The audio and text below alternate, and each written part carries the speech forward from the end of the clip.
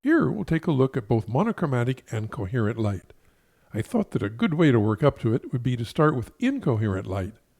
As you can see here, it's a real clown car of photons, all different wavelengths and phases.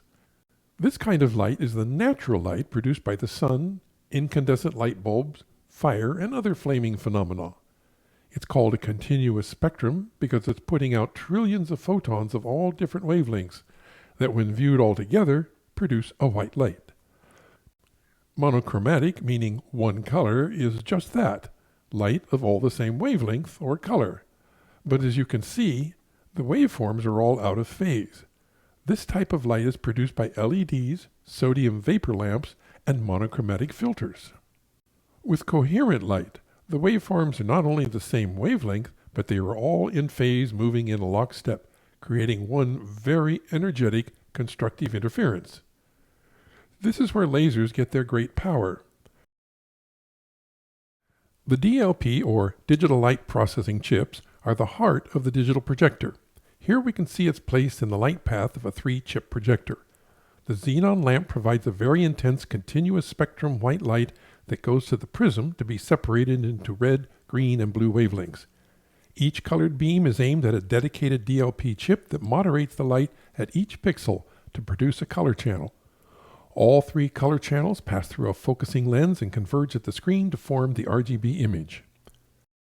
Cepheid variables are an unusual class of extremely luminous stars whose brightness varies regularly in such a way that they can be used to measure great distances.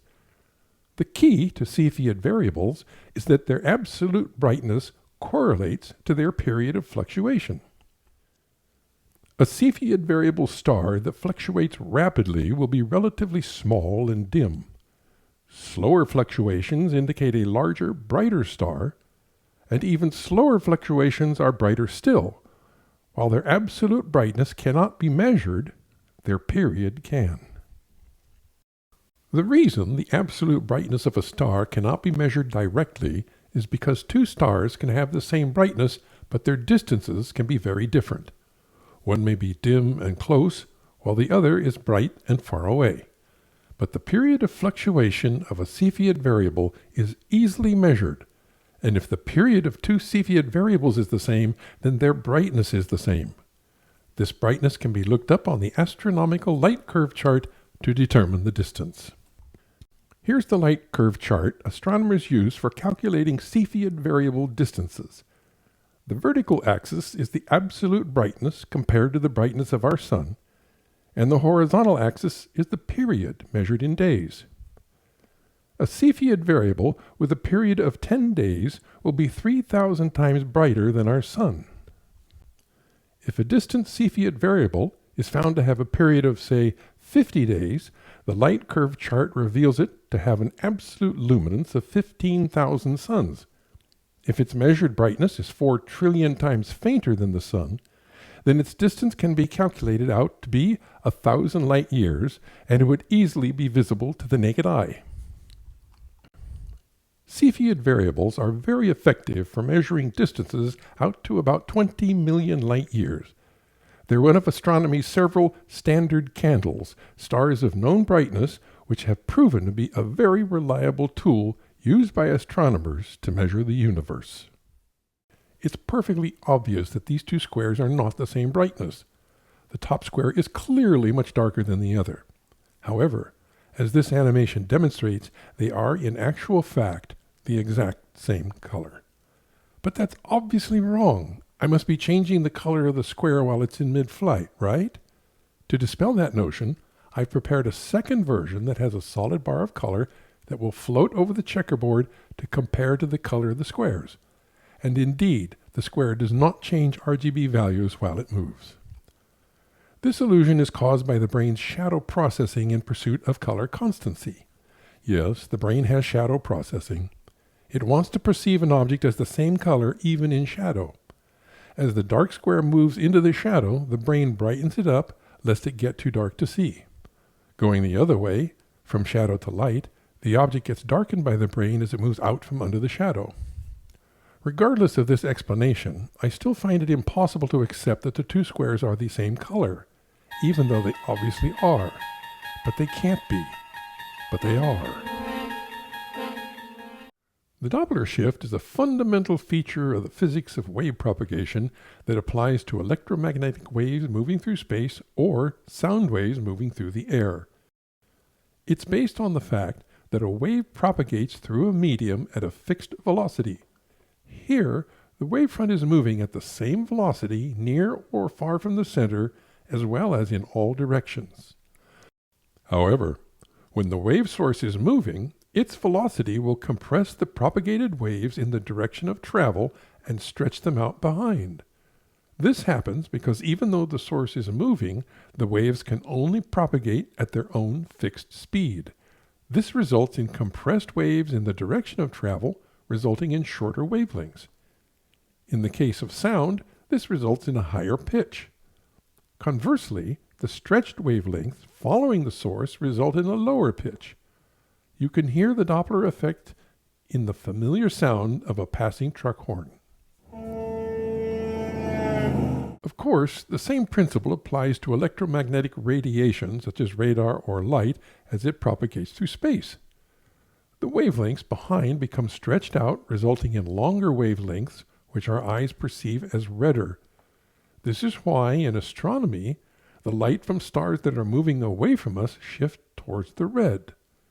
The observation of this red shift was the clue astronomers used to deduce that the universe is expanding, since stars in all directions were found to have this red shift, meaning they were all moving away from us.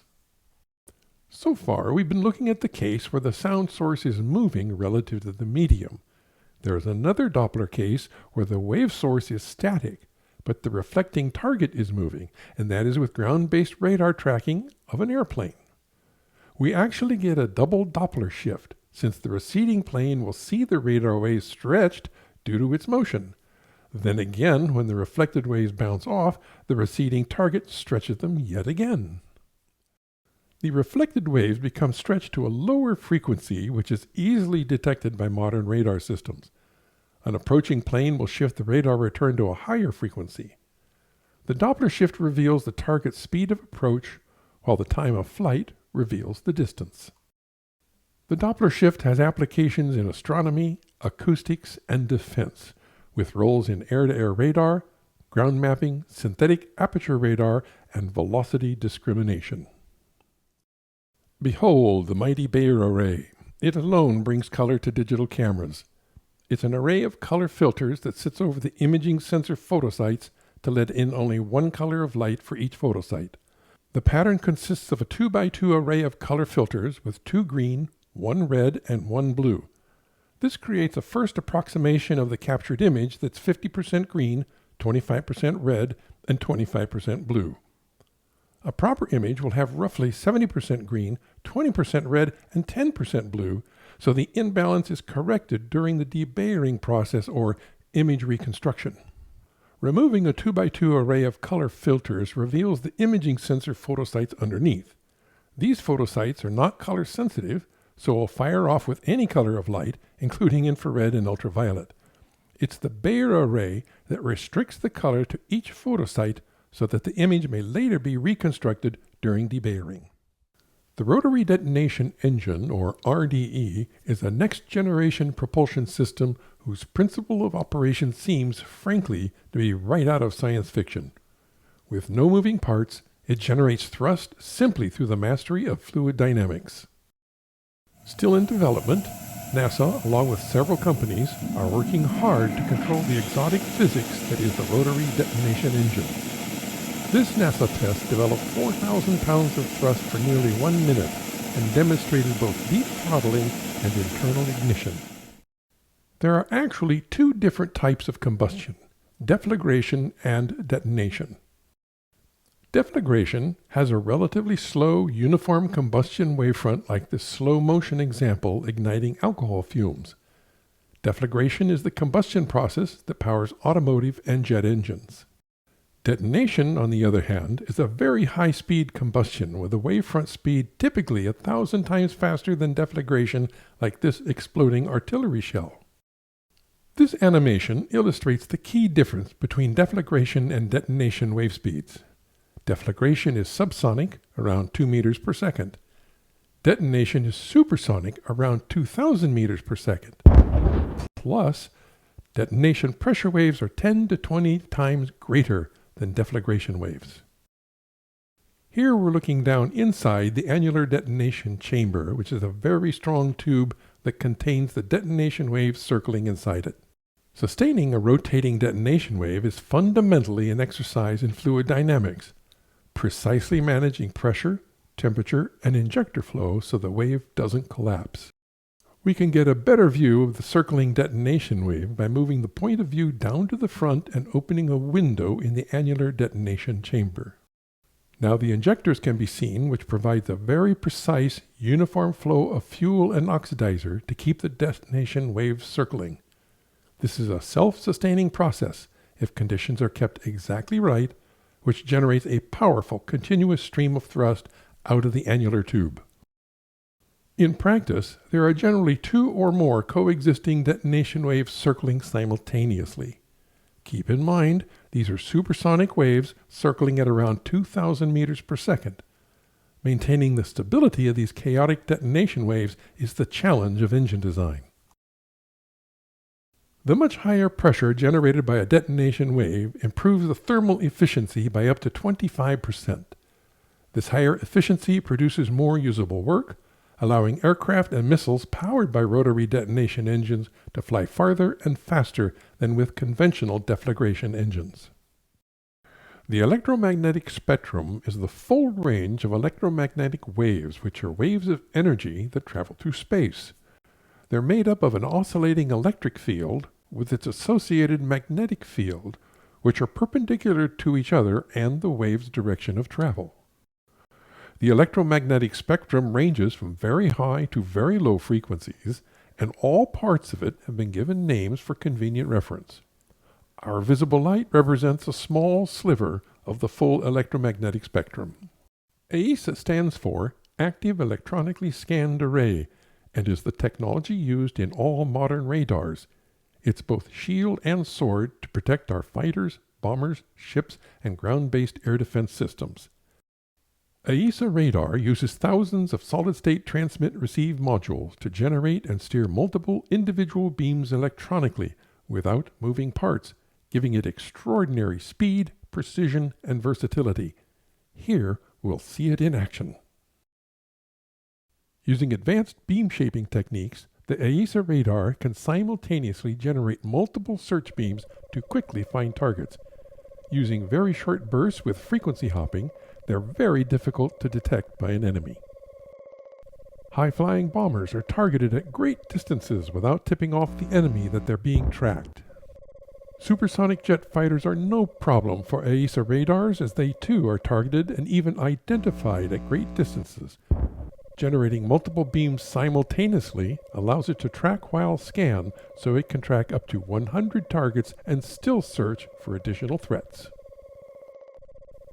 Low-flying helicopters are easily separated from the ground clutter by a very powerful signal processing computer. Doppler shifts spot the rotating blades and even identify the type of helicopter by its blade speed.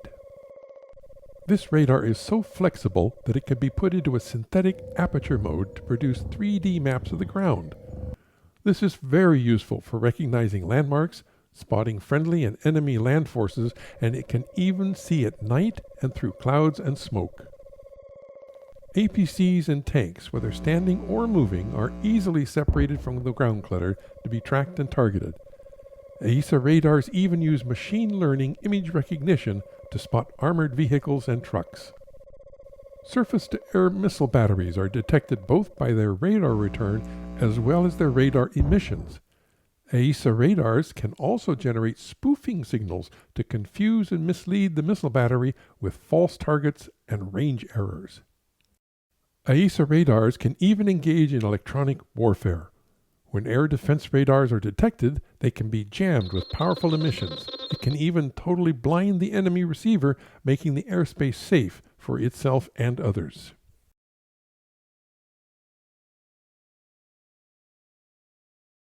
A signal is sent to an emitter which generates an electromagnetic radar wave that radiates and grows in size as it propagates.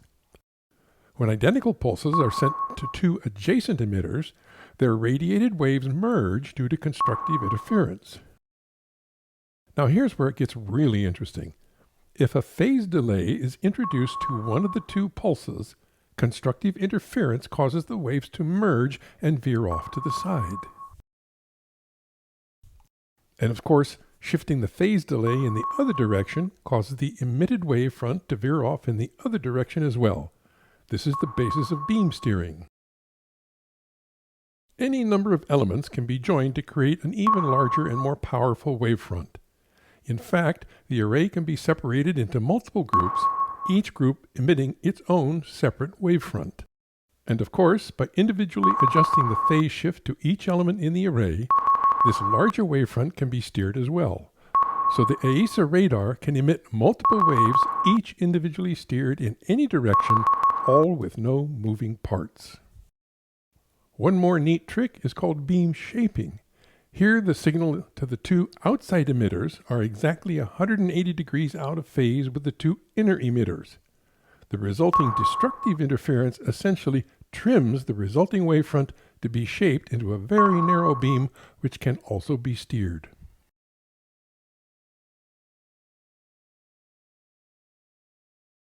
Each emitter can both transmit and receive radar signals because it's connected to its own individual transmitter and receiver circuit. With the receiver disabled, the transmitter can send out a pulse which is reflected off the target. Transmitters can set the phase, timing, power, and wavelength of the signal for each emitter individually. The transmitter is then disabled so the reflected signal can be detected and routed to the receiver circuit for filtering and amplification. This then goes to the main computer for analysis and fusion.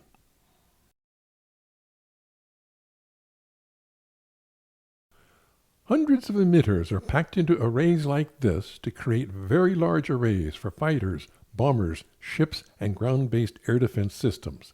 Behind the emitter array is the solid-state transmitter-receiver circuits. They generate the pulses propagated by the emitters, as well as receive, filter, and amplify the return signals. To control the entire array is a very powerful computer. It generates the commands to the transmitters, instructing each one to transmit its own frequency, phase, amplitude, and timing, which combine to form the output wavefronts. The computer also reads the return signals from the receivers and, using powerful AI signal processing techniques, combines them to form the final picture of the battlefield. AESA radar represents a merging of material science, electromagnetic wave theory, and AI-enhanced signal processing using very powerful computers. It's difficult to detect, resists jamming, sees further, tracks more targets, and engages in electronic warfare, making American ships and planes practically invincible. Black-body radiation is a fundamental concept in physics and provides core information that informs thermodynamics, quantum mechanics, and of course, color science. The essence is that the color of the black body is solely dependent on its temperature. I've built a little graphic engine to help tell the story with some animation to illustrate how the color changes with the temperature. We'll also see that when the temperature goes up, the emission spectrum moves towards the shorter, bluer wavelengths. But I get ahead of my story. As the temperature starts cold, then climbs to 2000 degrees Kelvin, it unsurprisingly starts to glow red.